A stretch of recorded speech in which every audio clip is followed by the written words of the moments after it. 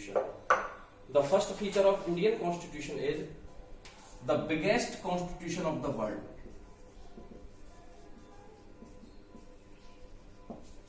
कैसा कॉन्स्टिट्यूशन है बताओ? Biggest constitution. सबसे अहम बात जो है वो है written constitution. Unwritten constitution USA का है. हालांकि यूएसए का जो कॉन्स्टिट्यूशन है वो इंडिया के कॉन्स्टिट्यूशन के कंपैरिजन में छोटा है. और रिटन कॉन्स्टिट्यूशन की बात करें तो पूरे वर्ल्ड में सबसे बड़ा कॉन्स्टिट्यूशन किसका है? इंडिया. दूसरा, सिंगल सिटीजनशिप. अमेरिका में, यूएसए में प्रत्येक व्यक्ति को डुअल सिटीजनशिप है, जिसमें उसको राज्य की अलग नागरिकता दी जाती है और देश की अलग नागरिकता दी जाती है. लेकिन भारत में प्रत्येक नागरिक को सिंगल सिटीजनशिप दी गई है. इट मींस यहां का प्रत्येक व्यक्ति भारत का नागरिक है. तीसरा आता है parliamentary form. What is parliamentary form? Indian government parliament के थ्रू पूरे कंट्री को चलाती है. इसके 3 पार्ट मैं आप लोगों को पहले बता चुका हूं. First is legislature, second executive and third is judiciary. First is legislature, second is executive and third is judiciary. न्यायपालिका, कार्यपालिका और व्यवस्थापिका. 3 पार्ट है, न्यायपालिका, कार्यपालिका और व्यवस्थापिका. इसके बाद बात आती है the federal system. Federal system means संघवाद. आर्टिकल 1 to 12 ये एक्सप्लेन करता है कि भारत राज्यों का संघ है. क्या है बेटाओ? राज्यों का संघ है. इसके बाद बात आती है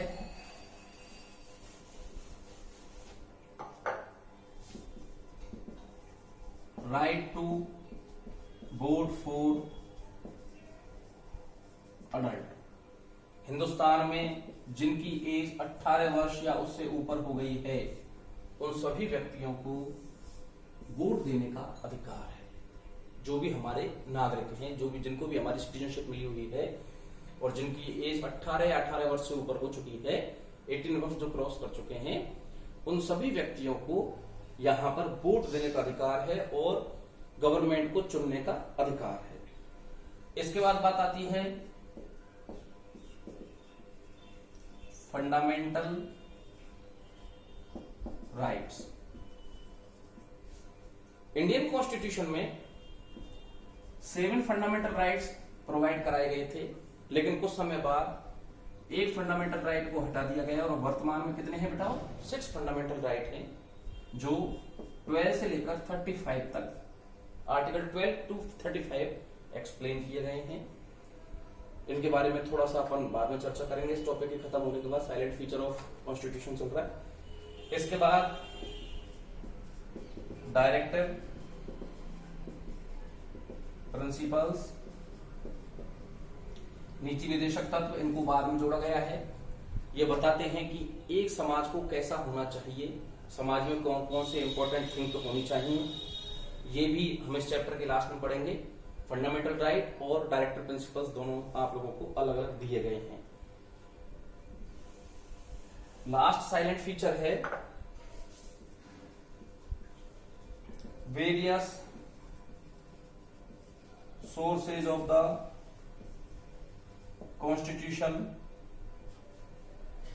यहां पर बताया गया है कि हमारे इंडियन कॉन्स्टिट्यूशन को बहुत सारे अलग अलग सोर्सेज से लिया गया है. जैसे भारत में इंडिपेंडेंस जुडिशियरी है. कहां से लिया गया है बेटा? यूएसए से. इंडिपेंडेंट जुडिशियरी ली गई है यूएसए से. अगर बात करें डायरेक्टिव प्रिंसिपल्स लिए गए हैं आयरलैंड से. पार्लियामेंट्री फॉर्म ली गई है ब्रिटेन से. रिपब्लिक लिया गया है फ्रांस से. ऐसे बहुत सारे अलग अलग देशों से हम लोगों ने, जैसे राज्यों का संघ है तो संघ शब्द लिया गया है कनाडा से. अलग अलग देशों से हम लोगों ने या डॉक्टर भीमराव अंबेडकर साहब ने कॉन्स्टिट्यूशन को लिया है। कॉन्स्टिट्यूशन की जो इम्पोर्टेंट और जो बहुत अच्छी बातें हैं उनको अलग अलग कॉन्स्टिट्यूशन से कलेक्ट किया गया है। अब हम लोग पढ़ेंगे the basic and fundamental right of the constitution. अब हम लोग डिस्कस करेंगे